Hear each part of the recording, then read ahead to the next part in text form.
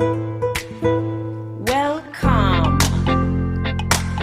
Welcome to the Bounce Back Empowerment Conference. Now say this with me. Bounce back. Yes, I can. Unstoppable. Unstoppable, free and fearless. Unshakable. Bounce back, bounce back. Unbreakable, unshakable, nothing stops you in your track.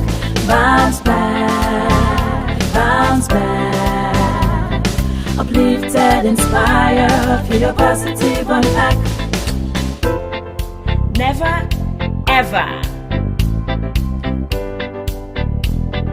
Never giving up. Encouraged, uplifted, inspired, empowered, motivated. Bounce back, bounce back. Unbreakable, unshakable, nothing stops you in your track. Bounce back, bounce back.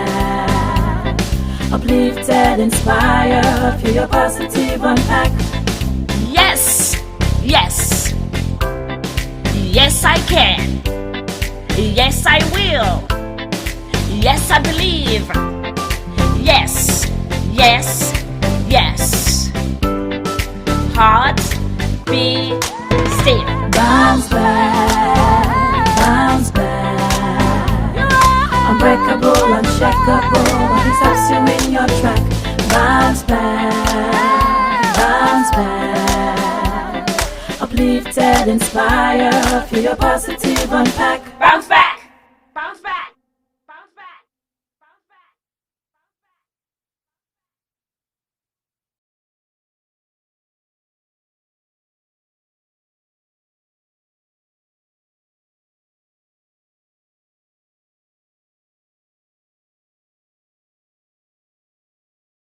I'm so happy to now present the wonderful Dominika Staniewicz, also known as your brain coach D. So very happy to welcome you. She is a brain life coach certified by Dr. Amin and Amen University, and an elite neuro recording specialist, founder member of the Neuro Recording Institute, MS, and she has an MS of sociology, BA in education. She's a public speaker, expert featured in multiple times, and she helps you gain freedom from your past with the neuro recording method. Working with her provides them skills to say no without feeling guilty. Her clients regain happiness. They have feelings of empowerment, belonging. They live a healthier, easier life, and they're able to get rid of anxiety and depression. They get to rediscover that there's more to life than what they are living, and she is able to help bring them organic happiness, and it doesn't depend on outside circumstances that they have no control over. She has a unique holistic approach that includes the client's physical well-being, their brain health, their spiritual values, psychology, and environment. And she will share the tools that have allowed her to go from chronic depression, child loss, a feeling of not belonging, and being simply miserable with a purple light on the outside, to a truly thriving and happy woman that loves life and that has decoded happiness in her DNA.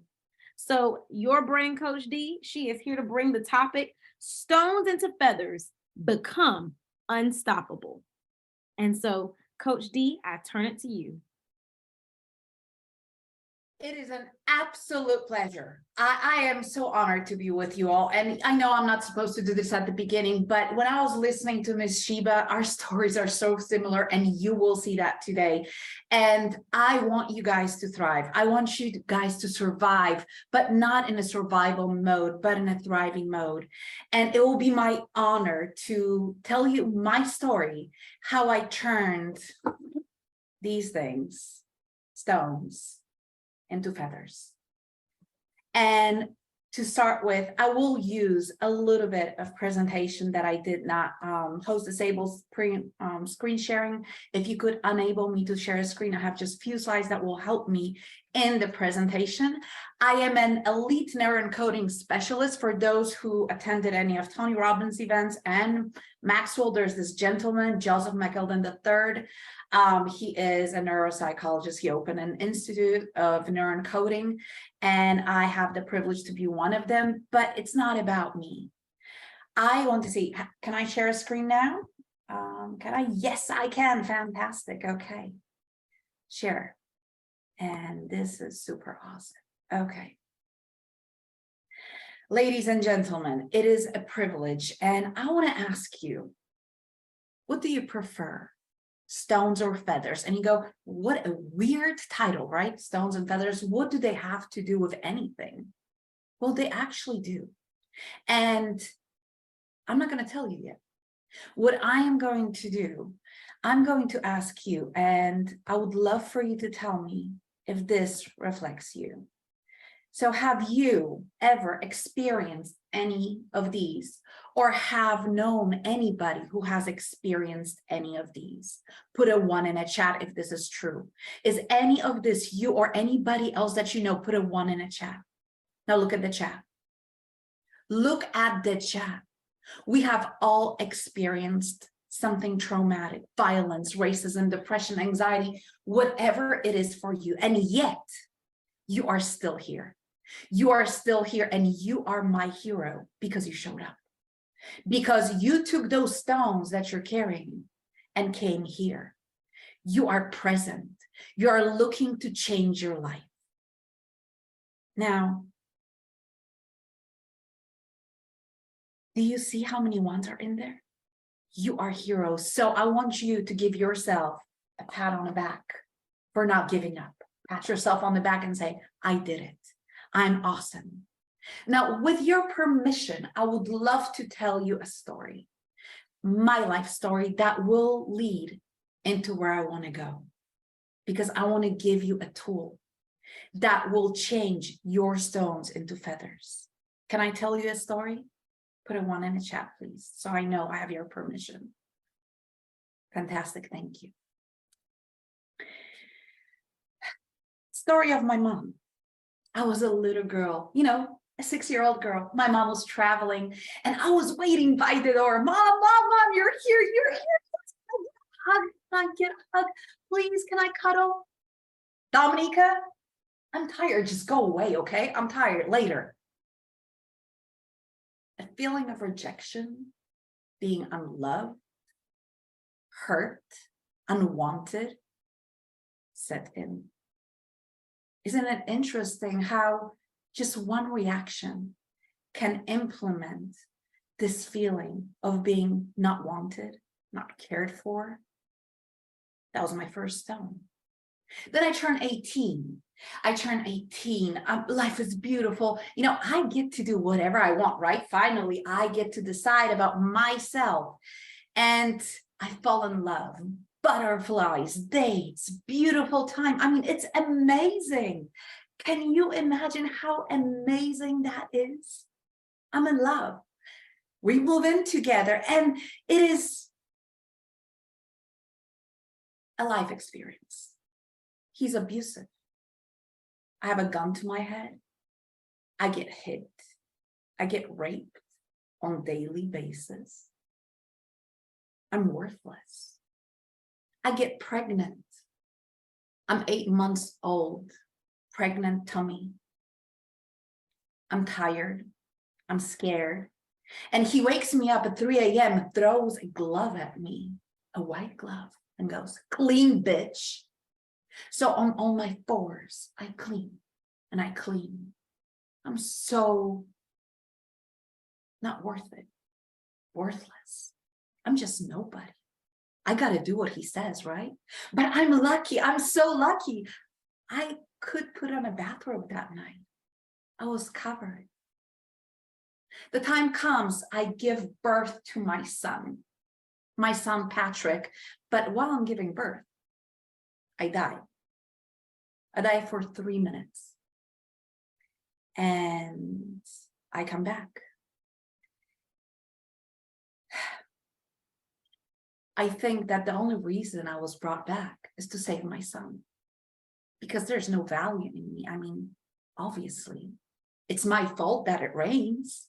It's my fault that the sun shines. It's my fault he has a bad day. At the last grip, I know that this cannot be true. But the feeling of being unwanted again, being worthless, not having value, sets in again. And again, somebody from the outside creates my identity.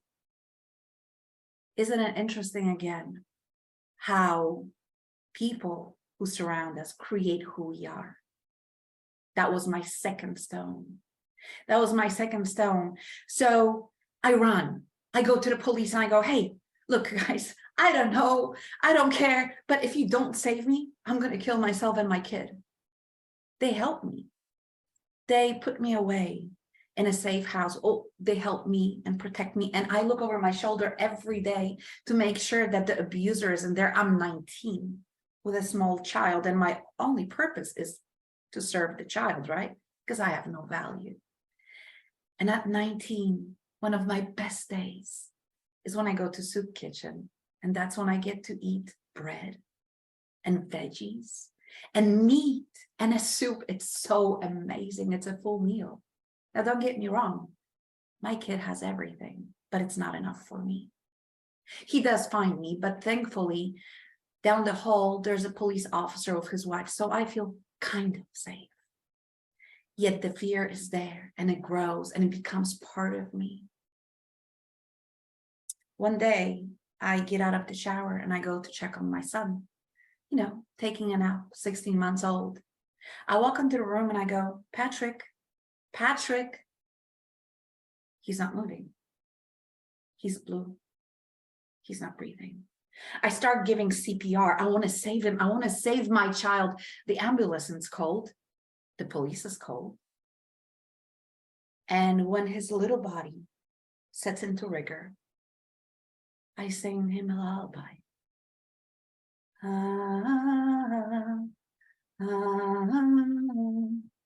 Były sobie kotki dwa. I don't remember the next 2 years of my life. That was a huge stone in my backpack.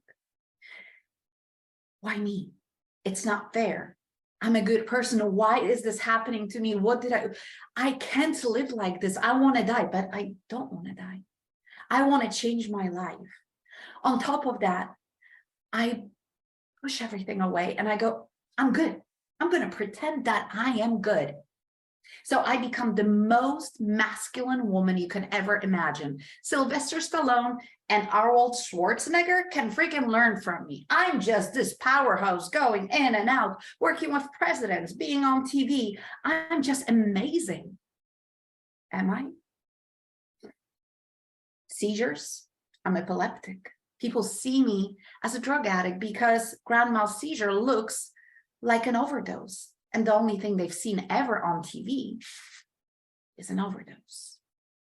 And I'm divorced now with 2 kids, twins, and I suffer in silence.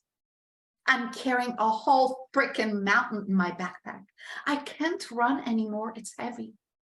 I'm exhausted. I'm tired. I come home and cry every day. So I decide to do something about myself. I'm about 26 years old. I go to therapy, gets a little bit better, but not so much. So I hire a coach, one coach, second coach. I start reading books like John C. Maxwell. I go into Tony Robbins events. I get another coach and I keep going and going. And I realize that I have to change because what's happening to me is my life experience. And that's not what I want because I am designed for more. No matter if you believe in God or future, whatever you believe in, I'm designed for more. This cannot be life. So I want to ask you, how many stones are you carrying? How many stones are you carrying? Because they're weighing you down. If you're about to go further faster into 2023 or wherever in your life, those stones are holding you back. They're preventing you from becoming the best version of whatever you're supposed to be. Stones are in your backpack. You're walking around every day with your past experiences and how you perceive them. So what did I do? One of the trainings I took was an elite neuroencoding specialist. And that's where I learned how to reframe things. Reframing was the key and a magic wand that took time to change those stones into feathers. Now imagine your past experiences becoming feathers. You still carry them. You still acknowledge that they were there, yet they're not weighing you down. They're just there as a reminder that they built you to become who you are today. They're not holding you back. They're building your wings, those feathers. So how do you reframe? How do you change those stones into feathers? You might say, oh no, my life was so difficult. No, I can't do it. I mean, I get it, but no, this is just some magic. It is magic. It is absolute magic. So let me tell you on the story of my son who died. Now, I could have chosen, and that's a very important word, chosen to stay in my pain and say, I'm so unhappy. Life is miserable. This is not for me. This shouldn't have happened to me. Why me? Why me? Why me? And keep going and suffer and live in suffering. And suffering is a choice. Pain is something that happens to you, but suffering is a choice. You choose to stay there. And I chose happiness, and I want that for you. I chose to remember beautiful moments that my son gave me. I chose to remember his smile. I chose to remember that he taught me how to love unconditionally, and I can now give it forward. I chose to make him my stepping stone, a future, something that gives me hope that I can connect with women who went through the same thing or any other type of trauma. I chose to reframe his death and experience to something that lifted me up. I can give you another example that came from another one of my coaches that coaches me. She goes, Dominika, I have a client. And I'm like, okay. And he's adopted. He believed at the beginning that he was given away because nobody loved him. He believed he was given away because he was worthless. He believed that he was just nobody. Now imagine, he doesn't know. He never met his parents. He's 17. It is something that he imagined and he started believing, and that defined his life. Now imagine we change that belief that he was given away because he was so precious and so worth it that his mother or whoever was his parent gave him away because he deserved the best. He was so precious and important that she and he want to give him a chance. Imagine if he would go through life believing that he's so important and so crucial, and he has so many great things to do that somebody chose to put themselves aside so he can have a better life, that he's so precious. How would his life experience actually change?